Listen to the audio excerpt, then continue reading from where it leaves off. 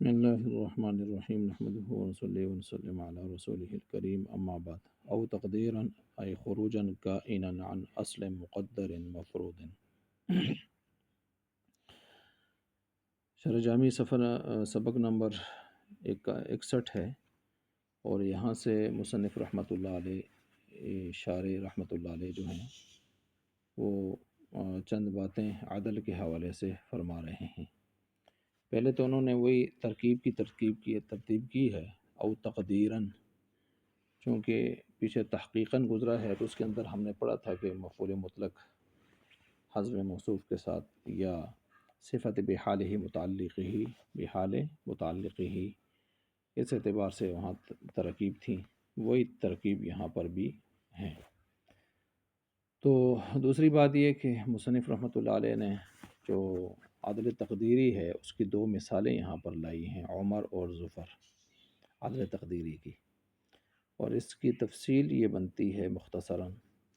کہ یہ دونوں غیر منصرف ہیں، عمر اور ظفر۔ کلام عرب میں ان کو غیر منصرف پڑھا جاتا ہے۔ دو سبب ہم نے تلاش کرنے کی کوشش کی تو ایک سبب تو آرام سے مل گیا ہمیں، یہ عالم ہے، دونوں نام ہے، عمر اور ظفر، لیکن دوسرا سبب ہمیں مل نہیں رہا تھا، تو پھر آخر بات جا کے عدل پہ ٹھہری، ہم نے ان کو عدل کے اندر لے آئے ان کو، لیکن پھر ہم نے اس کے لیے کوئی دلیل تلاش کی کہ کوئی ایسی دلیل مل جائے کہ جس سے ہم تحقیقی کے اندر اس کو لے جائیں، لیکن باوجود تلاش کے ہمیں کوئی ایسی دلیل مضبوط ہاتھ نہ آئی کہ ہم اس کی بنیاد پر اس کو عدل ثابت کر سکیں، تو پھر ہم نے فرض ہی کیا، جب فرض ہی کیا معنی تصور ہی کیا اس کا، تو پھر اس لحاظ سے یہ کیا بن گیا جی، عدل تقدیری بن گیا۔ اور عدل تقدیری میں بھی کچھ نہ کچھ دل کے اطمینان کے لیے کوئی بنیاد تو ہوتی ہے، اور وہ یہ ہے کہ ہم نے دیکھا کہ عمر کا معنی آباد کرنے والا اور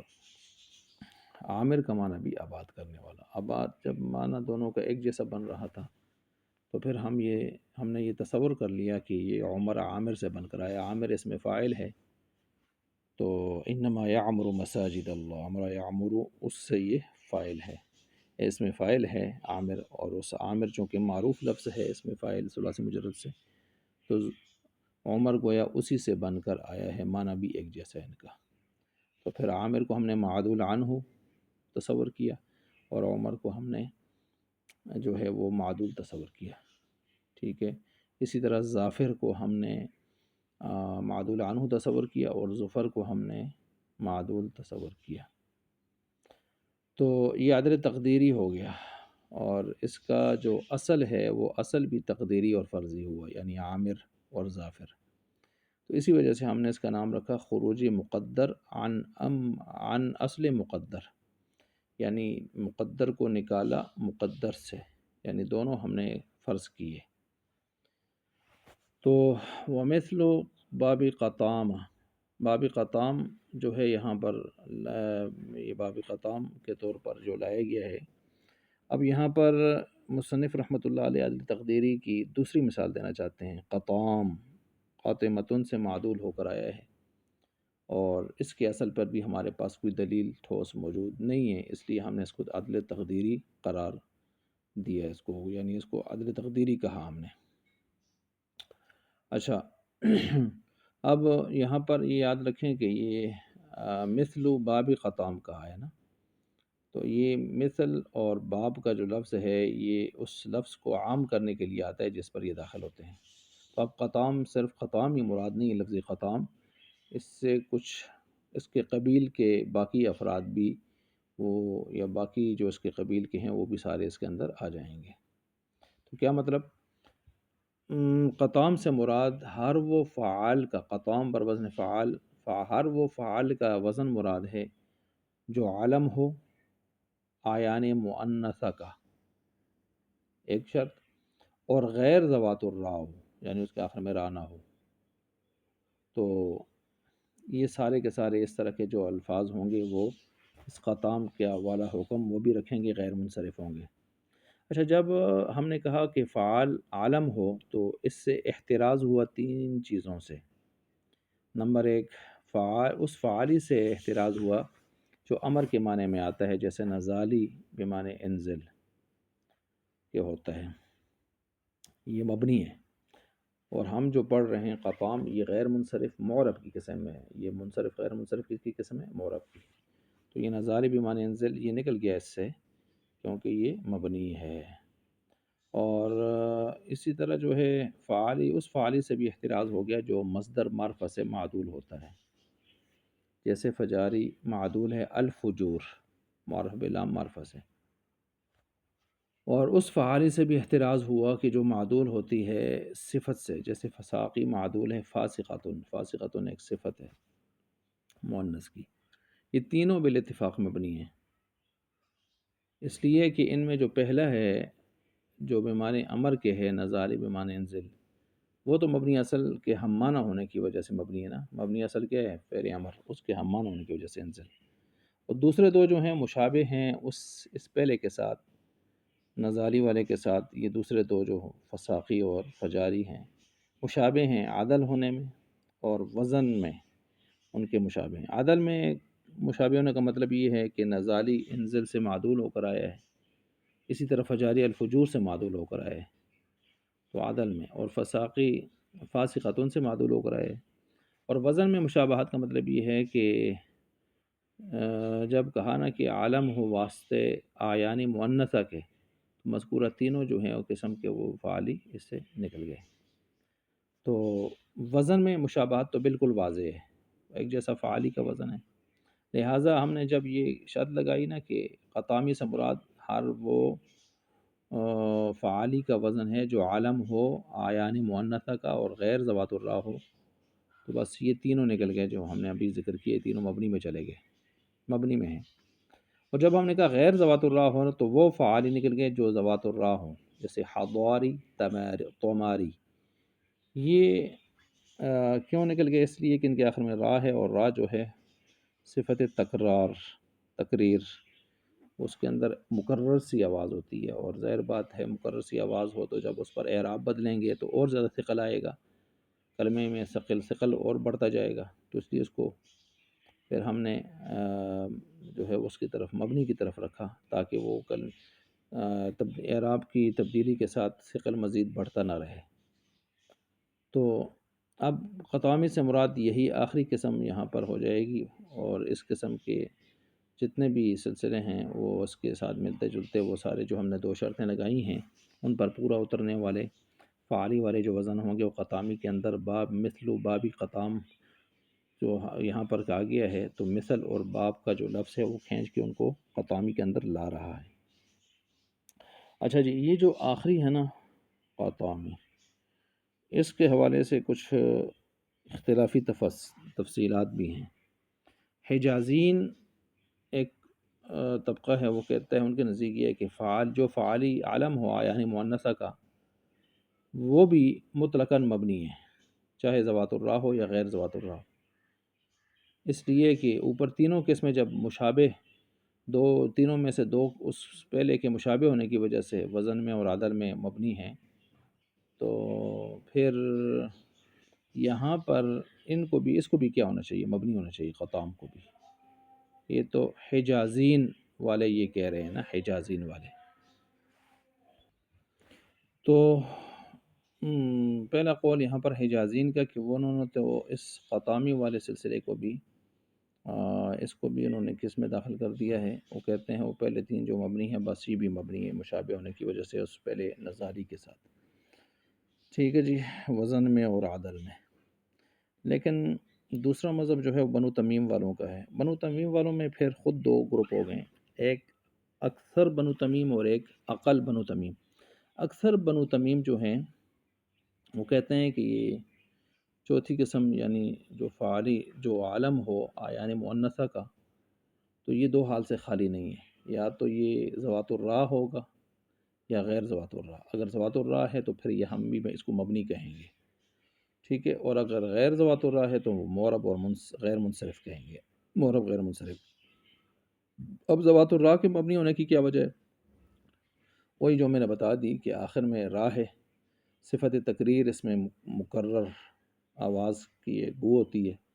اور اپنے مخرج میں مقرر جو چیز ہو نا تو اس کی وجہ سے ثقل آ جاتا ہے، اور جب مورب بنائیں گے تو آپ مختلف عوامل کے آنے سے اس کے اعراب بدلیں گے تو ثقل مزید بڑھتا جائے گا،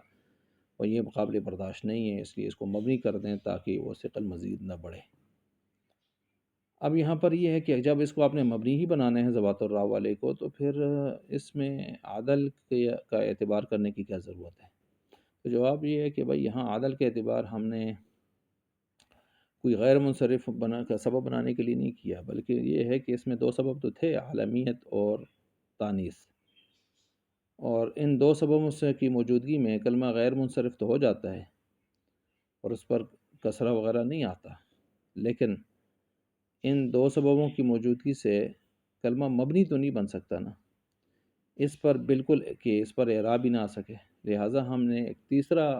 سبب بھی اس کے اوپر لایا، عدل، تاکہ یہ کلمہ مبنی بن جائے۔ کیا بن جائے؟ مبنی بن جائے۔ تو بنو تمیم کے نزدیک ذوات الراء کو مبنی بنانے کے لیے عدل کا اعتبار کر لیا گیا ہے۔ اب کوئی سوچ سکتا ہے، کہہ سکتا ہے یار دو سببوں سے جب غیر منصرف بناتے ہیں تو تیسرا عدل لے آئے آپ، تو اور زیادہ پکا غیر منصرف ہونا چاہیے تھا، آپ نے سرے سے اس کو مبنی کر دیا۔ تو یہ اس طرح ہی سمجھے نا، جس طرح آپ دستخط کر سٹیمپ لگاتے ہیں، دستخط کرتے ہیں، سٹیمپ لگاتے ہیں، ٹھیک ہے، تو آپ کی چیز اوریجنل بنتی ہے، وہ ڈاکومنٹ کیا بنتا ہے؟ اوریجنل۔ اب آپ اس کے اوپر پھر دستخط پر دستخط کر دیں، سٹیمپ پر سٹیمپ لگا دیں، تو یہ چیز کو مشکوک کر جاتی ہے، اور یہ چیز پختہ ہونے کے بجائے یہ مشکوک یا ناقابل اعتبار، ناقابل قبول کبھی چیز ہو جاتی ہے۔ مثال کے طور پر ایک اور ووٹ ہے نا، آپ نے اس کے اوپر ٹک کرنا ہے، آپ وہاں ایک جگہ پر ٹک کرنے کے بجائے دو جگہ ٹک کر لیتے ہیں تو کیا ہوتا ہے؟ آپ کا ووٹ کینسل ہو جاتا ہے۔ ایسے ہی دو سبب ہونے چاہیے تھے، تیسرا اوپر سے آپ نے ایک اور آ کے اس کے اوپر سوار کر دیا، تو غیر منصرف کو تو ہلکا بالکل سہولت والا ہونا چاہیے تھا، آپ نے دو سبب بہت زیادہ تھے، ٹھیک تھے، آپ نے تیسرا بھی لگا دیا تو اس کو آپ نے گویا مشکوک کر دیا۔ اچھا، یہ ساری تفصیل تو اس وقت جب ذوات الراء کی صورت ہو، اگر فعالی جو عالم ہو آیان مؤنثہ کا اور غیر ذوات الراء ہو تو پھر اکثر بنو تمیم کے نزدیک یہ مورب غیر منصرف ہوں گے، جیسے قطامی، اس میں دو سبب موجود ہیں، عالمیت اور تانیث، یہ دو سبب اس کو غیر منصرف بنا رہے ہیں، ٹھیک ہے، اور بنا کا جو وہ داعی ہے ذوات الراء میں جو موجود تھا وہ اس میں موجود بھی نہیں ہے، صفت تقریر والا جو ثقل پیدا کر رہا تھا، لہٰذا اس میں وہ دو ہی ہو گئے۔ اب یہاں پر ایک سوال ہوگا کہ چلیں اگر قطامی کو آپ نے لیا ہے اور اس میں دو سبب آپ نے خود ہی مان لیے ہیں، عالمیت اور تانیث، پھر آپ نے اس میں عدل کا اعتبار کیوں کیا؟ تو یہ اوپر والے قاعدے کے مطابق تو پھر اس کو بھی کینسل ہو کر مبنی ہو جانا چاہیے۔ تو اب یہاں پر تعویل، دوسری طرف تعویل کا رخ کر دیا ہم نے، یہاں عدل کے اعتبار حملاً علی النظائر کی وجہ سے کیا ہے، یعنی اس قطامی کے حکم کو اس چیزوں کی طرف عام کرنے کے لیے اس عدل کا اعتبار کر کے ہم اس کو لے کے گئے ہیں۔ تو یہاں عدل تیسرے سبب کا اعتبار ہم نے اس کو، اس کے عموم کو، اس کے حکم کے عموم کو اس چیزوں کی طرف، اس کے نظائر کی طرف لے جانے کے لیے عدل کے اعتبار کیے، اور پچھلے میں ہم نے عدل کے اعتبار اس کو مبنی بنانے کے لیے کیا ہے۔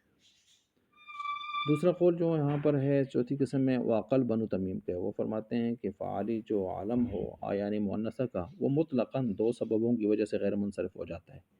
چاہے ذوات الراء ہو یا غیر ذوات الراء ہو، کیونکہ دو سبب ہیں، عالمیت اور دوسرا سبب تانیث سے اس کے اندر۔ اس دوسرے قول کے مطابق چوتھی قسم میں عدل کے اعتبار کرنے کی بالکل ضرورت ہی نہیں ہے، نہ ذوات الراء میں سبب بنا کے حصول کے لیے، اور نہ غیر ذوات الراء میں۔ حملاً علی النظائر کے لیے تو ماتن نے وباب قطام، یہ وباب قطام فی تمیم، اس سے میں جو مراد لیے ہیں وہ انہوں نے اکثر بنو تمیم کا مذہب لیا ہے یہاں پر، اور باقی آگے وہ مثل باب قطام، اس کے بارے میں نے کہہ دیا کہ شارح نے یہ جو مثل کا لفظ بڑھایا ہے اور باب کا لفظ بھی لایا ہے، تو اس میں اشارہ کیا ہے کہ عمر میں جو عدل تقدیری ہے اس میں اور قطام والے عدل تقدیری میں فرق ہے تھوڑا سا۔ عمر میں جو عدل کو فرض کیا گیا ہے وہ سبب کے طور پر، غیر منصرف کا سبب بنانے کے لیے، اور قطامی میں جو عدل کو فرض کیا گیا ہے وہ نظائر پر حمل کرنے کے لیے۔ اور وہ جو اوپر ذوات الراء والے تھے وغیرہ، ان میں جو فرض کیا ہم نے عدل، وہ ان کو مبنی کی طرف لے جانے کے لیے۔ واراد ببابیہا، یہ عبارت بھی جو شارح نے لائی ہے، تو یہ اس سے بھی ایک قاعدہ کلیہ کی طرف اشارہ ہے کہ یہ حکم صرف قطام کے ساتھ خاص نہیں ہے، بلکہ یہ حکم ہر اس کلمے میں ہے جو فعالی کے وزن پر ہو اور عالم ہو کس کے جی آیان مؤنثہ کا، اور غیر ذوات الراء ہو، سب میں جائے گا یہ حکم۔ ولہذا یقال ذکر باب القطام، یہاں شارح ماتن پر اعتراض کر رہے ہیں، قطام کا ذکر اس موقع پر، اس مقام پر مناسب نظر نہیں آتا، کیونکہ یہاں تو عدل کی بات ہو رہی ہے، اس عدل کی جس کو آپ سبب کے طور پر لائیں غیر منصرف بنانے کے لیے، اور قطام میں آپ عدل کو لے آئے ہیں نظائر پر حمل کرنے کے لیے، نہ کہ سبب غیر منصرف بنانے کے لیے۔ مناسب یہ تھا کہ قطام یہاں مذکور ہی نہ ہوتا۔ یہ آخر میں انہوں نے ایک چلتے چلتے لینڈ کرتے ہوئے، رن وے پہ آتے ہوئے انہوں نے ایک ٹک لگا دیا۔